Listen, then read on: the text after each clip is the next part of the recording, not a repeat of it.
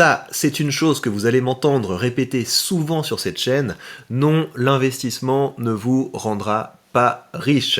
Ce qui rend riche, eh bien, c'est le fait de trouver des manières originales de changer vos idées, de changer vos compétences en des produits, en des services, en des entreprises qui apportent de la valeur aux autres. Les autres vous le rendent bien en acceptant de vous payer pour vos services et c'est là qu'intervient l'investissement. L'investissement, c'est ce qui vous permet de faire fructifier l'argent que vous avez pu gagner à la sueur de votre front. Mais donc, nous nous rassemblons tous autour de cette problématique. Comment faire pour être plus productif? Comment faire pour être plus efficace? Comment faire pour tourner nos idées en des business qui fonctionnent? Et c'est pour vous motiver, pour vous accompagner dans la découverte de réponses à cette question que régulièrement sur cette chaîne, je vais inviter des personnes qui ont osé se lancer. Cette fois, je suis avec Sébastien Bauer, le créateur de l'agence Somolto. C'est parti. Salut Sébastien. Salut Victor. Bienvenue dans la chaîne Victor Ferry Business and News. J'adore ce titre de chaîne, je me suis vraiment bien marré. Le jour où j'ai vu ta première vidéo dessus, je me suis dit, waouh, une troisième chaîne déjà. Et puis, ouais, ça m'a un peu surpris au début, mais je prends plaisir à te suivre régulièrement dessus, donc c'est hyper intéressant. Puis, tu as une bonne production dessus et c'est marrant parce que tu testes plein de formats. Tu avais un peu ce côté où tu faisais beaucoup de montage sur ta première chaîne et là, tu as des contenus beaucoup plus à la volée. Et je pense que c'est hyper intéressant que tu testes un peu ces différents formats. Donc, voilà, moi, je prends plaisir à te suivre dessus. Mais ça aide beaucoup en fait, tu sais, le fait d'avoir des. Après, je vais vous dire qui est Sébastien parce que là, on commence à discuter. Mais moi, ce qui m'intéresse, enfin, ce que je trouve intéressant, c'est que le fait d'avoir des formats scriptés, le fait que tu te sois habitué à tout écrire, à démêler ta pensée, à poser les choses sur le papier, ça fait qu'après, tu deviens bon en impro parce que tu as Ouais, naturellement c'est ton clair. éloquence qui est démêlée, donc c'est ouais, très chouette. Je suis donc avec Sébastien Bauer, tu accompagnes des gens dans la création de vidéos. Tu as une agence, on peut dire agence? Tu dis agence, Ouais, entreprise? ouais, ouais. Ouais, ouais, c'est une agence. En fait, ce qu'on fait, c'est que aujourd'hui, on est essentiellement concentré sur créer des publicités sur YouTube, qui est un changement qu'on a depuis pas longtemps. Mais on a historiquement plutôt accompagné des gens à produire leur stratégie de contenu sur YouTube. Et aujourd'hui, on a encore une petite cohorte, tu vois, de euh, 6-8 clients qu'on accompagne régulièrement sur leurs vidéos et voilà, qui renouvellent de temps en temps, voilà, sur différentes thématiques. Mhm. Donc on va venir là-dessus sur tout ce qui est une bonne stratégie de contenu, mais ce qui nous intéresse dans cette émission, c'est de comprendre comment une aventure entrepreneuriale démarre. Tu t'es posé la question au début, donc j'ai l'impression que tu as vite commencé l'entrepreneuriat juste après avoir passé tes diplômes. T'as hésité un petit peu du type je passe des entretiens d'embauche ou alors dès le début tu savais qu'il fallait que que tu crées ton propre truc? En fait, si tu veux, je sais que je voulais monter mon entreprise depuis super tôt, mais genre troisième ou quatrième, tu vois. Ah ouais? Euh, je, à l'époque, je jouais souvent aux cartes à collectionner et tu sais, j'allais souvent dans des magasins où tu fais des tournois, ce genre de choses. Et je m'étais dit, mais j'ai trop envie de faire ce genre de business, quoi. Aujourd'hui, plus du tout. Mais à l'époque, j'avais envie de faire ça. Et du coup, l'entrepreneuriat, ça m'a toujours intéressé, mais tu sais, c'était autour de 2009, donc tu avais très peu de contenu encore sur tous ces sujets. Même sur YouTube, il y avait rien, quoi. Donc, c'était un peu nébuleux. Et j'ai toujours lancé beaucoup de projets, en fait. Et Mhm. un de mes plus gros projets, avant de me lancer avant de créer une entreprise, c'était de créer une web télévision. Mhm. J'ai fait ça en 2014 et c'est sous forme associatif. Et sur la plus grosse période, j'ai géré plus de 120 personnes dans cet asso. Et on avait des émissions sur Twitch en live tous les jours de 17h à 23h. Et on avait 2 web TV actives. Et donc, c'était un vrai projet où j'ai découvert plein de choses, j'ai découvert plein de monde.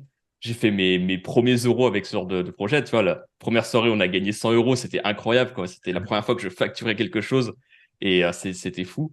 Et en fait, la question de l'entrepreneuriat, après, elle s'est posée, en fait, à la fin de mes études. Donc, moi, j'ai fait des études assez courtes. J'ai fait un diplôme d'infographiste multimédia. Donc, Mhm. ça dure 2 ans, tu vois.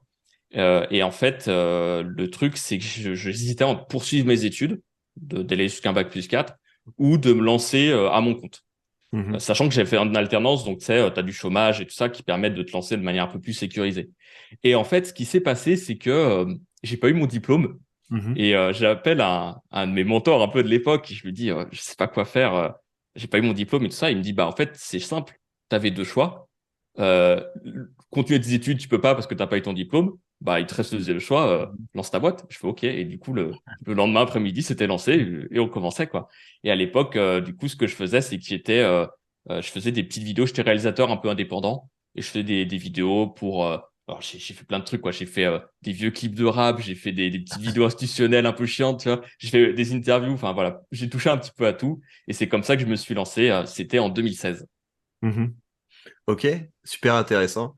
Et donc, t'as fait un podcast aussi. C'était Ouais. quelle époque le podcast qui s'appelait Systemator? Systemator, je pense, que c'était de 2019 à peut-être 2020. Ouais, c'est ça. On a fait 1 an et demi à peu près. Et on a Et dû faire 70 épisodes. ça, c'était un kiff ou vous aviez une idée Ouais. pour le monétiser? Parce qu'il y a pas mal de gens qui lancent des podcasts et qui abandonnent au bout d'un moment parce que c'est pas très rentable. Et c'est un format qui est addictif en fait parce que c'est super agréable Mm. d'avoir des discussions avec des invités sur ou avec des amis sur des sujets qu'on aime bien. Donc, c'était quoi ta réflexion sur le podcast? En fait, j'ai fait ce podcast avec quelqu'un qui s'appelle Wesley, qui est un très bon copain. Et en fait, tu vois, souvent on s'appelait et nos appels duraient 2 heures, on faisait le monde. Et au bout d'un moment, on s'est dit, mais si on enregistrait ce qu'on disait et qu'on le partageait. Et c'est né comme ça. Et c'est super parce que ça te permet de lancer très vite. T'as plein de gens qui hésitent un peu à lancer un podcast, un contenu. Aujourd'hui, un podcast, bah, tu le lances même avec ton dictaphone, tu peux lancer un podcast, quoi. C'est super rapide. Et le truc, c'est que nous, du coup, on n'a pas eu ce problème. Le problème qu'on a eu, par contre, c'est que vu qu'on n'avait pas défini à la base où est-ce qu'on voulait aller, ça a été des discussions un peu sans fin qui revenaient à chaque fois. C'est-à-dire, comment on le monétise? Est-ce qu'on le monétise? Qu'est-ce qu'on fait? Est-ce qu'on crée du contenu? Est-ce qu'on crée des newsletters? Est-ce qu'on fait ci, ça? Et en fait, chacun d'entre nous, Wesley et moi, Wesley aussi a son entreprise, et on avait nos missions, les différentes choses qui nous rapportaient des sous, quoi, donc qu'on devait faire. Et au final, ça a été un peu sans fin et je pense qu'on s'est un peu perdu là-dedans à chercher un petit peu tu vois, le comment l'utiliser, etc. Et on y passait quand même du temps parce que on faisait un podcast toutes les semaines, chaque samedi. Et Mhm. souvent on se voyait, donc voilà, donc après fallait le monter, fallait le mettre en ligne. Tu vois, moi j'ai toujours fait du montage sur mes contenus et du coup voilà, ça prenait pas mal de temps. Donc c'est une des raisons pour lesquelles on a arrêté. Il y a eu deux raisons pour lesquelles on a arrêté en réalité, c'est qu'il y a eu celle-ci où effectivement on savait pas trop où on allait au départ. Et la deuxième raison, c'est qu'en fait, on commençait un peu à avoir un désalignement sur certains sujets parce Mhm. que Wesley, il est resté indépendant, il est resté freelance. Et moi, c'est le moment où j'ai commencé à monter mon entreprise. Et du coup, nos problématiques, nos inspirations, les choses qui nous inspirent, c'était plus les mêmes. Quand Mhm. tu es freelance, tu es un petit peu, et que tu es solo, tu te poses beaucoup de questions sur ta productivité, sur comment faire mieux, sous seul, comment travailler moins, comment avoir un meilleur équilibre de vie. Alors que quand tu es une boîte, tu vas commencer à te poser des questions du genre, comment je fais plus de chiffre d'affaires, comment est-ce que je peux recruter, trouver les bonnes personnes, trouver les bons clients, mettre des systèmes en place, créer un produit. Enfin, tu as plein de nouvelles questions qui se posent. Et du coup, nos conversations elles tournent un peu en rond parce que tu en avais un qui était passionné d'un sujet et l'autre qui se passionnait pour un autre sujet. Et Mhm. on avait du mal encore à, tu vois, à aligner ça et on se retrouve un peu moins là-dedans. Donc, c'est une des raisons pour lesquelles on a arrêté le podcast, quoi. Mhm. Ouais, donc on va y venir. Donc, t'as eu une période où donc j'imagine que tu étais auto-entrepreneur et Ouais. il y a un stade où tu t'es dit, à partir de maintenant, je crée quelque chose d'un petit peu plus grand. C'était quoi le drive? C'était parce que tu avais une envie ou parce que tu avais compris que ce serait plus efficace? Comment ça s'est passé la transition de l'un à l'autre? Alors, généralement, la transition qui se fait, c'est tu as un certain chiffre d'affaires, et au bout d'un moment, tu te dis, allez, on va plus loin, ou alors tu as une idée et tu veux aller plus loin. Moi, c'était pas le cas en vrai en auto-entrepreneur. J'ai toujours été assez créatif et du coup, jamais très focus. C'est-à-dire que mon chiffre d'affaires, il a jamais été très élevé, tu vois, en tant qu'entrepreneur. Tu vois, je oscillais des mois où j'étais à peine au SMIC et des mois où je gagnais plus, mais c'était toujours un peu en oscillation. Et ce qui s'est passé, c'est qu'on a une chaîne YouTube qui a bien marché sur un jeu vidéo qui n'est pas sorti. Ah, On avait plus de 10 000 abonnés dessus. Et en fait, on s'était dit, est-ce qu'on lancerait pas une boîte où, en préparation un peu de la sortie de ce jeu, pour faire du contenu dessus à fond, et en attendant, on fait un peu de l'agence, quoi. Et mhm. donc, à la base, on a fait ça. Alors, c'était une très mauvaise idée de partir là-dessus, et on a été bien conseillé pour pas le faire. Parce que du coup, en fait, on se retrouvait un peu...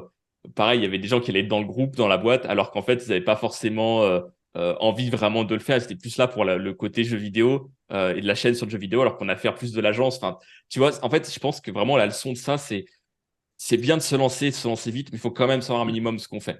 Et après, le truc, c'est que tu as l'idée de base et après l'idée comment elle évolue, quoi. Tu Mhm. vois. Et ça, c'est hyper important aussi. Il y a ce processus qui est important là-dessus. Donc, en fait, on a créé ça à trois avec Camille et Axel. Et Et après, bah voilà, on a évolué de cette façon. On a commencé en 2020. Et ce qui s'est passé après, c'est qu'au bout d'un an, Camille s'est rendu compte que c'était pas trop pour elle. Elle avait gardé un job à côté aussi, donc du coup, elle était vraiment surmenée avec la boîte et tout ça. Donc au final, elle est partie et aujourd'hui, bah, la boîte, on la gère avec mon collègue Axel. Et voilà. Et à la base, on est des amis, quoi. On a testé, on est des amis et surtout, on s'est rencontrés à l'époque sur ce projet de Web TV dont je te parlais au début. Et ça, c'est top quand vous voulez vous associer parce qu'en fait, ça permet de t'associer avec des gens avec qui tu t'entends bien, mais aussi Mhm. des gens avec qui tu as déjà bossé. Et Mhm. ça, c'est hyper important parce que je savais que même si je savais pas encore exactement ce qu'on allait faire, je savais qu'avec ces deux personnes, euh, je connaissais leur force de travail, qui ils étaient, leur personnalité. Je savais que ça allait rouler. Et voilà, pour l'instant, ça se passe très bien. Comment t'as chopé tes premiers clients? Parce que ça c'est une question que les gens se Ouais. posent. Les gens qui hésitent à sauter dans l'entrepreneuriat, les premières questions, c'est quelle forme juridique? Est-ce que c'est vraiment compliqué de créer une boîte au plan administratif, etc. Et ce qui vient assez rapidement après, c'est une fois qu'on a de la boîte, une fois qu'on a la boîte, comment on fait pour commencer à la faire tourner? C'était dans votre réseau où vous avez fait de la pub? Comment est-ce que vous avez chopé les premiers clients? Sur Somolto, tu veux dire, du coup, Ouais, pas notre entreprise, hein. Ok. ouais, ouais. Alors, en fait, j'étais un peu visionnaire à l'époque, parce que, en fait, j'ai fait des meet-up. On était en janvier Ouais. 2020 et je prospectais qu'avec des meet-up. Donc, en gros, moi, je suis à Lyon, il y a plein d'événements partout et je remplissais des salles, 20, 30, 40 personnes. Petit à petit, je montais, tu vois, et ça marchait super bien. À un moment, au bout d'une semaine, je pense qu'on avait signé, on signait un client par jour, même le dimanche, au début, tu vois. Et puis, bah, après, il y a eu mars 2020, quoi. Bah oui. Donc plus de meet-up. Et après, là, il a fallu un peu se réinventer. Mais globalement, ouais, je sais que moi, personnellement, j'avais fait pas mal de prises de parole et je créais déjà pas mal de contenu. Donc, j'ai joué sur cette force-là. Mais effectivement, j'avais aussi déjà 4 ans d'entrepreneuriat dans les poches. Donc, j'avais déjà du réseau. Je savais déjà un petit peu comment ça marche. Au début, il faut que tu parles un peu à tout le monde. Tout le monde a du réseau. Peu importe l'âge que tu as, tout le monde a du réseau. Et il faut essayer d'un peu de se greffer à des besoins, de voir où est-ce que tu peux être utile. Et de toute façon, tu commences forcément en tâtonnant. Au début, tu dois pas du tout optimiser. Tu dois d'abord comprendre un peu ce que tu fais, ce que les gens veulent. C'est ça qui compte, quoi. Et Mhm. après, tu développes vraiment quelque chose de plus intéressant. Mais au départ, voilà, tu tâtonnes un peu, quoi. Quand tu dis la méthode des meet-up, tu veux dire que tu organisais des conférences ou des espèces de grands rassemblements autour d'une Mm. thématique intéressante, c'était ça?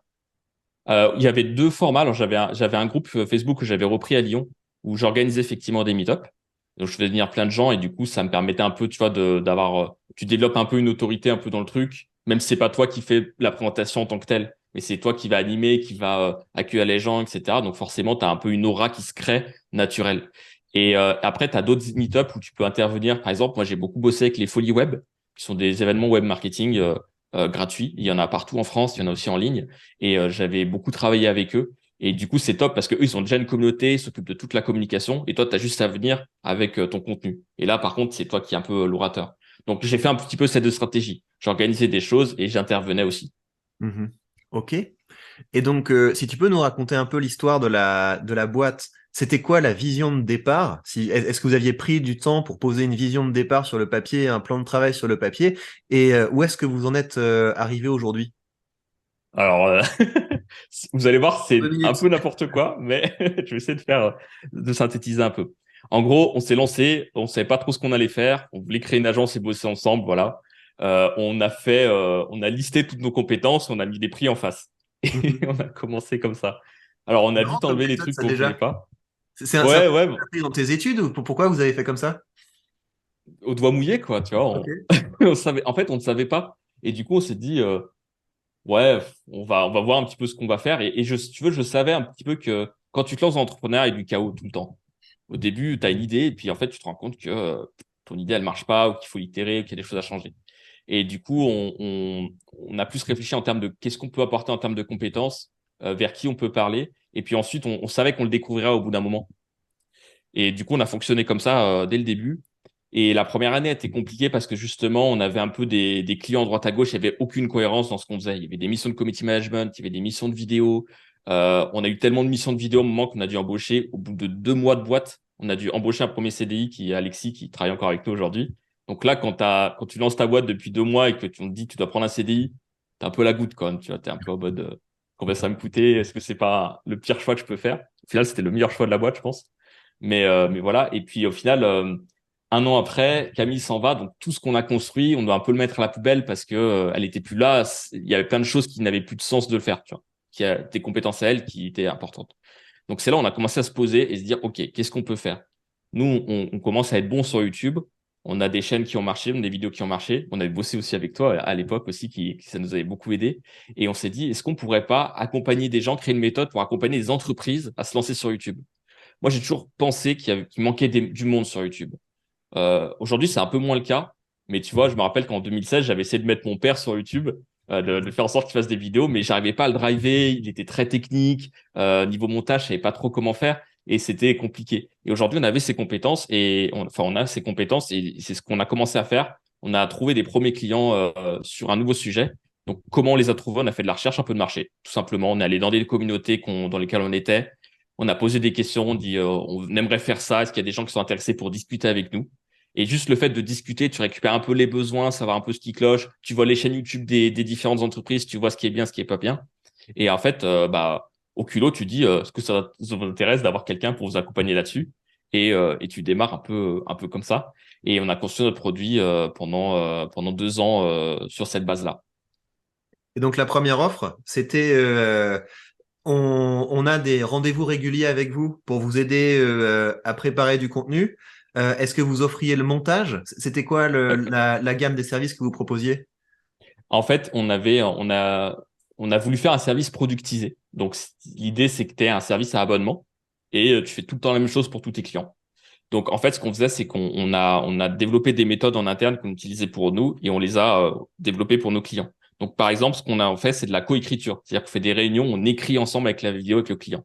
On a les trames, on a le côté un peu profane du sujet, alors que le client, lui, il a ce côté expertise et nous, on réarrange pour qu'il y ait un script qui marche, quoi. Mhm. Comme tu le sais, c'est hyper important parce que sinon, ils partent un peu dans tous les sens. Tu peux dire des trucs qui n'ont pas forcément intérêt. Et ce côté miroir, ça fonctionne super bien. Donc ça leur permettait d'avoir un script. Après, on leur enseignait comment tourner leurs vidéos. On leur apprenait à le faire. Même des boîtes, tu vois, qui souvent veulent des trucs très pro, en fait, ils peuvent apprendre à faire leurs vidéos. C'est hyper économique de faire ça. Et derrière, en fait, on réceptionnait les rushs, on faisait les montages. Et puis après, on mettait en ligne, on faisait les vignettes, les titres. Enfin voilà, on faisait toute la chaîne. L'idée, c'est vraiment, tu viens bosser avec nous, tes vidéos, elles vont sortir régulièrement, quoi. Mhm. Et cette formule-là, c'était un abonnement qu'on faisait mensuellement pour nos clients. Mhm. Et là, vous êtes sur une autre formule aujourd'hui, c'est ça, si j'ai bien Ouais, compris. Et c'est donc, qu'est-ce ça. qui vous a poussé à... il y avait un manque d'engagement, c'est que dans une entreprise, c'est trop éclaté, donc c'est difficile d'avoir une chaîne YouTube qui tourne pour une entreprise parce que il y a différentes personnes à différents niveaux qui se disent c'est pas le cœur de mon métier. Enfin, c'est ce genre de problématique que vous avez rencontré? En fait, c'est pas exactement ça, parce qu'on a des clients très différents. On a effectivement des boîtes où tu as le meilleur cas, c'est la boîte où tu as un CEO investi et des équipes de marketing derrière ou des équipes de vente. On a un client comme ça qui ça marche super bien. Et après, tu as des indépendants aussi, tu vois, qui sont déjà un peu développés, qui veulent avancer. Et le truc, c'est que notre modèle à abonnement, le problème qu'il avait, c'est que on dépendait beaucoup du tournage des clients. Et on a plein de clients qui, à un moment donné, pour X ou Y raison, ont commencé à arrêter de tourner leurs vidéos ou les faire de plus en plus en retard. En Mhm. fait, on a cumulé une dette de vidéos qui était déjà facturée, on avait déjà l'argent, mais on doit ces vidéos parce qu'on est bloqué, ils ne nous apportent pas les rushs. Et Mhm. ça, c'était un énorme problème. On a essayé de le régler de plein de façons différentes. Et du coup, voilà, c'était un petit peu la faille qu'on avait dans notre modèle. C'est-à-dire que moi, j'étais obsédé par l'idée d'avoir un service abonnement et d'avoir du récurrent, ce qui est trop Mhm. bien le récurrent parce que tu sais où est-ce que tu arrives au début de chaque mois. Mais c'était difficile à vendre, c'est difficile à garder les clients sur ce modèle-là, parce que dès qu'il y a des difficultés, YouTube c'est dur quoi. Tu vas pas sortir 3 vidéos et ça va marcher. C'est vraiment du long terme. Et les clients qui réussissent chez nous, forcément, c'est les clients qui sont investis sur le long terme, qui publient régulièrement. Et ça a été un peu la problématique qu'on a eue. Tout le monde n'est pas prêt en fait à se mettre vraiment sérieusement à YouTube. Et même si tu investis ce qu'il faut, à un moment donné, il faut tourner les vidéos. Tu as des tournages qui vont être difficiles. Selon la thématique où tu es, il faut que tu arrives à te différencier. Donc, aller chercher des sujets des fois de plus en plus, euh, enfin, tu vois, un peu difficile des fois à aller chercher, ou du vlog, ou ce genre de choses. Et ça a été la difficulté. Donc, en fait, la leçon que j'ai tirée de ça, c'est que cette année, on a un petit peu changé de fusil d'épaule. Aujourd'hui, on fait plus de la publicité, mais on a encore des clients pour qui on s'occupe de leur contenu YouTube. Et en fait, ce qu'on fait, c'est qu'au lieu de vendre d'abonnement, on vend des packs de 6 vidéos. On dit tes 6 prochaines vidéos, on les fait ensemble. Là où avant, euh, ils avaient un nombre de vidéos à faire par mois, et c'est ça qui nous crée cette dette de vidéos, quoi, en gros. Mhm. Ok. Et donc là, la pub, ça veut dire que vous aidez les gens à faire des pubs qui marchent. Donc pub Facebook, pub YouTube essentiellement. Essentiellement YouTube pour l'instant. Et ouais, en fait, si tu veux, l'avantage, c'est que c'est quelque chose qui est un modèle qui est beaucoup plus stable et qui est beaucoup Ouais. plus établi. En fait, on a beaucoup innové sur le côté accompagnement YouTube. Et ce que je me rends compte, et ce que je me rends compte aussi avec nos concurrents plus ou moins directs, c'est qu'on est tous face aux mêmes problématiques. C'est super dur d'accompagner des gens sur YouTube. C'est Ouais. vraiment pas ça. T'as l'impression qu'il y a un grand marché, et en fait, c'est très, très difficile. Et la pub, c'est beaucoup plus établi. Et vu qu'on a beaucoup de compétences en création en interne, bah en fait, faire le switch a été bien plus simple. Mhm. Alors, il a fallu apprendre des choses un peu techniques, mais c'est bien plus simple de faire le switch parce que le côté créatif, il est là. Et en plus, quand tu viens du contenu organique, quand tu commences à faire de la pub, mais c'est presque magique, quoi. Ouais. Là où des fois, tu sais, c'est ingrat, quoi, le contenu. Des fois, tu sors des contenus, tu donnes toutes tes tripes dedans, il marche pas trop. Bah là, la pub, si ta pub, elle est bien faite, bah, elle va forcément être diffusée, tu vois, elle va forcément t'apporter du retour. Donc, c'est assez magique un peu ce côté-là. Et c'est chouette, c'est quelque chose qui nous plaît et c'est intéressant à faire. Est-ce que tu dirais que pour avoir une vraie stratégie de contenu organique, il faut être une personne, tu vois, être une personne avec une vision, et donc ça voudrait dire que la stratégie de contenu organique serait quelque chose qui serait vraiment plus adapté aux infopreneurs, aux solopreneurs, aux gens qui Mm. bossent tout seuls. Et la pub, en fait, ça marche mieux pour les grosses boîtes parce il y a finalement moins d'investissement personnel, c'est moins la vision de la personne.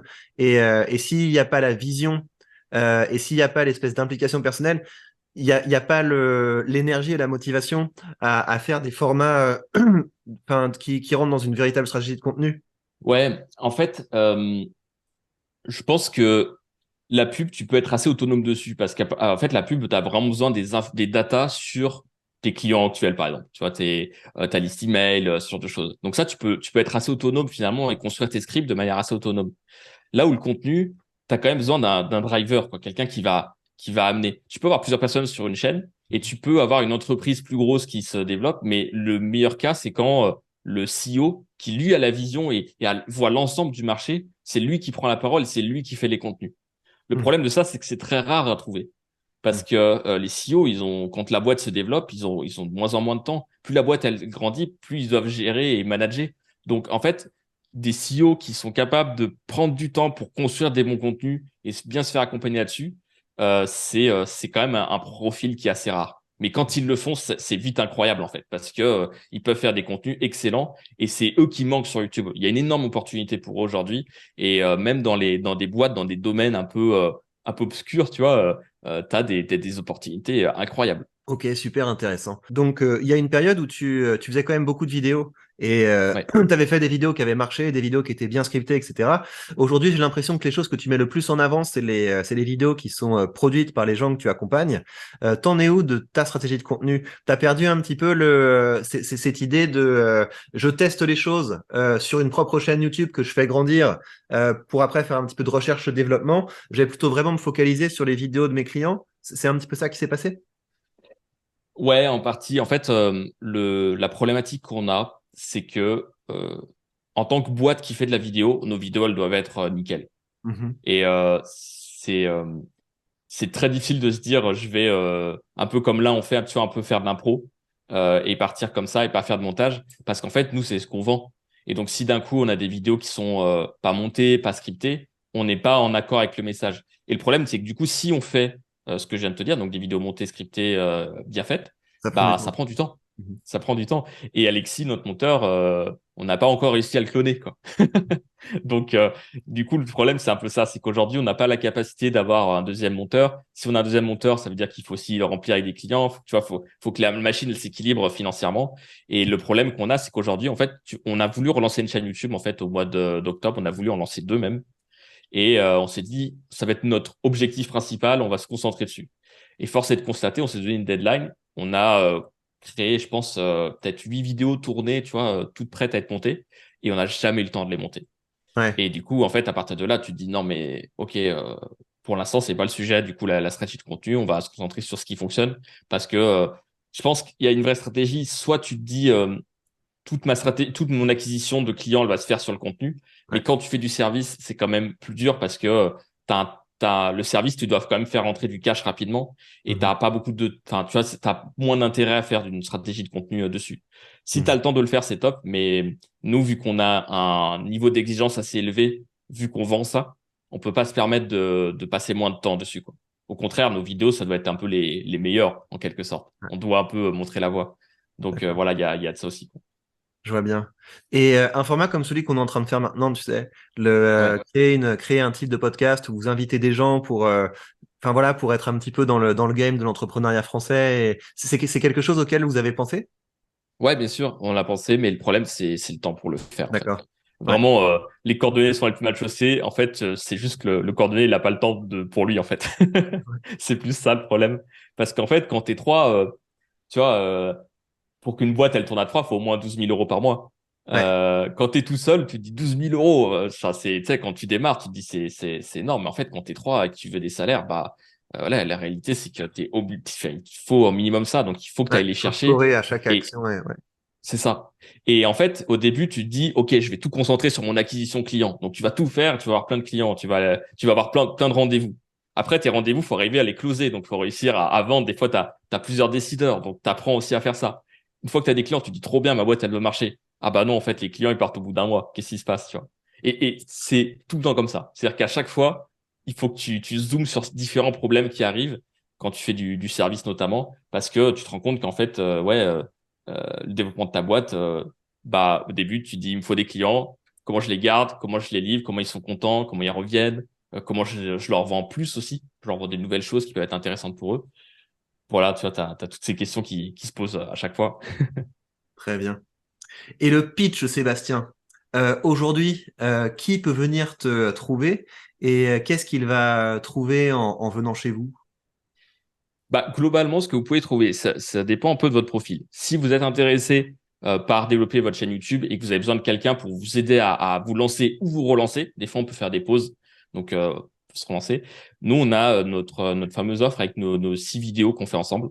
Donc la personne vient, on va l'aider à écrire, trouver des idées, monter ses vidéos, on va lui donner un peu une méthode. Et après, soit cette personne, elle se dit, OK, j'ai la méthode, j'ai fait le montage, donc je vais trouver un monteur de mon côté et être autonome, soit elle continue avec nous parce que bah, ces vidéos sortent et c'est cool. Et l'autre sujet après, c'est si vous êtes intéressé plus pour l'acquisition payante et dire, OK, j'ai besoin de mettre en place une machine qui tourne de manière un peu automatisée pour avoir des prospects, des leads, des emails. Bah, du coup, nous, on est les bonnes personnes parce qu'on peut vous aider à le faire, notamment avec la publicité YouTube. Et c'est assez puissant. Donc, globalement, c'est ça. C'est en fonction du temps que tu as disponible, l'investissement que tu veux mettre dedans. Est-ce que tu achètes du temps avec de la pub ou est-ce que tu dis, je vais prendre le temps et j'ai envie de le faire surtout? Tu as cette flamme de vouloir créer du contenu et de partager. Dans ce cas-là, le contenu, c'est bien pour toi. Et après, les deux fonctionnent très bien ensemble. On a des clients aussi qui font les deux. Et là, c'est le top parce que tu as le côté organique qui te donne de la crédibilité et le côté publicité qui va booster un petit peu la machine, quoi. Ouais. Je pense que c'est important de se faire accompagner pour les pubs, parce que vu que c'est un véritable investissement, tu as des manières vraiment nazes de le faire. Et en fait, c'est pas parce que tu payes que ça marche. En fait, Ouais, tu peux faire un investissement complètement foireux parce que t'as mal configuré le truc et parce que le texte de ta vidéo est très mauvais. c'est ça. Tu as la partie technique et aujourd'hui, tu as surtout la partie créative qui est clé. Parce qu'aujourd'hui, sur la pub, les choses sont de plus en plus automatisées. Le ciblage est plus automatisé et en fonction des chiffres que tu vas, il va te trouver les bonnes personnes. Mais si ton aspect créatif, il est pas bon, si tes vidéos, tes pubs, elles sont pas bonnes, ça ne marchera pas. Et donc, il faut être capable non seulement de produire des bonnes pubs, mais c'est même pas tellement ça, c'est surtout être capable de produire beaucoup de pubs et de tout tester le plus vite possible. Parce que sinon, tu vas dépenser beaucoup d'argent et tu n'auras pas vraiment de résultats. Donc, c'est à ça que sert quelqu'un pour t'accompagner, c'est qu'il te fait gagner du temps sur tout l'aspect technique, il t'évite de faire des erreurs qui vont te perdre de l'argent et surtout, il va te permettre de tester des choses beaucoup plus vite que si tu le faisais toi-même. Mhm. Alors, deux dernières questions. La première, c'est, t'as envie d'aller dans quelle direction? C'est quoi ton ambition à moyen terme pour ta boîte? C'est une question difficile. Je pense qu'on veut faire en sorte que déjà, tu vois, aujourd'hui, on est trois. Je sais pas si on a envie de vraiment de grossir, tu vois, de commencer à recruter pas mal ou autre. Je pense pas. Pour l'instant, on a plus envie, tu vois, de développer ça, d'avoir des clients qui sont vraiment contents, qui nous recommandent. Au fait, aujourd'hui, on a plus envie d'être un peu les personnes de l'ombre qui aident des personnes un peu à réussir, qui aident des entrepreneurs à réussir, plutôt que être exposé. Donc pour l'instant, vraiment la qualité de notre service et les résultats qu'on veut, c'est notre gros focus, parce qu'on sait que derrière, c'est ça qui va faire bien fonctionner notre boîte. Donc c'est plutôt ça à moyen terme. Et à long terme, bah, si la boîte marche bien, on a plein de petits projets qu'on a envie de développer avec mon associé Axel. On aimerait bien développer des petits jeux, des choses comme ça, tu vois. Essayer d'appliquer nos compétences à d'autres domaines de manière totalement autonome, en essayant de vendre de nouvelles choses, de créer de nouvelles choses.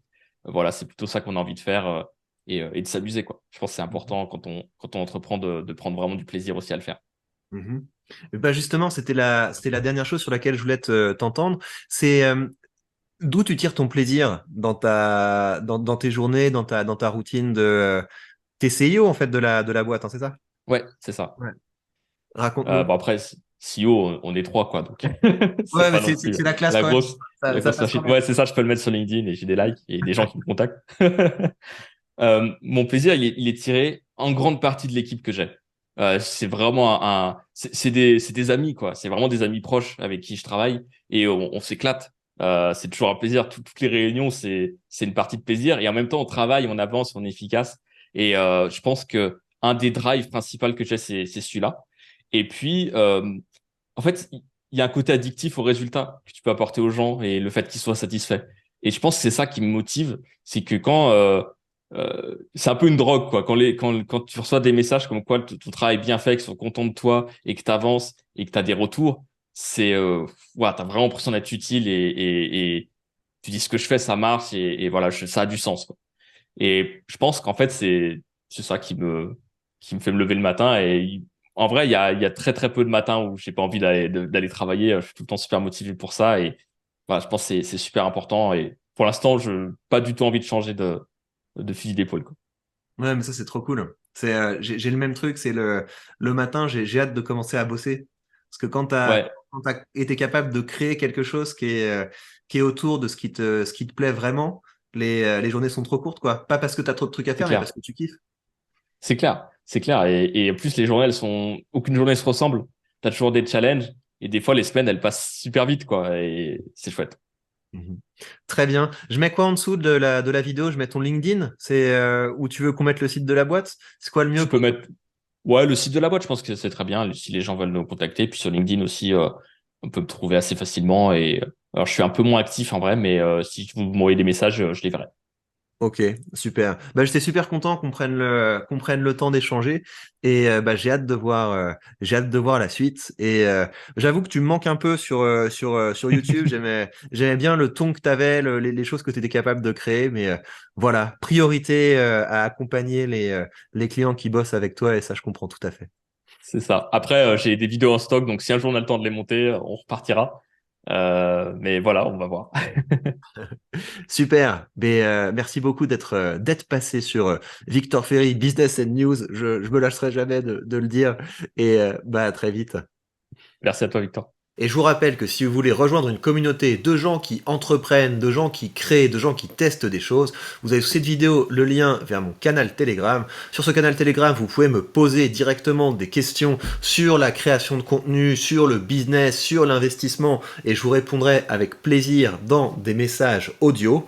Par ailleurs, côté investissement, eh bien c'est chouette car les dividendes continuent de tomber. Le dernier que j'ai reçu m'a été versé par West Management et ça rapporte l'ensemble des dividendes que j'ai reçus dans ce mois de mars à 29 euros. Donc ça commence à arriver. Mais vous allez voir, ça va être un bon mois de mars là. Quand les ETF vont commencer à payer leurs petits dividendes, on va éclater la moyenne, ça va faire plaisir à voir. Donc vous voyez, hein, ce qui est chouette, c'est que les dividendes arrivent ici, vous voyez là j'ai quelque chose comme 35 euros tout ça c'est des dividendes hein, qui arrivent de façon régulière sur mon compte. C'est un flux continu de revenus qui arrive et que je réinvestis sans frais dans des ETF grâce à mon courtier. Et je vous rappelle que vous avez sous cette vidéo mon lien vers ce courtier de Giro si ça vous dit de commencer à investir ou si vous avez envie de vous diversifier en termes de courtier. Et bien voilà, prenez bien soin de vous et à très vite pour de prochaines news.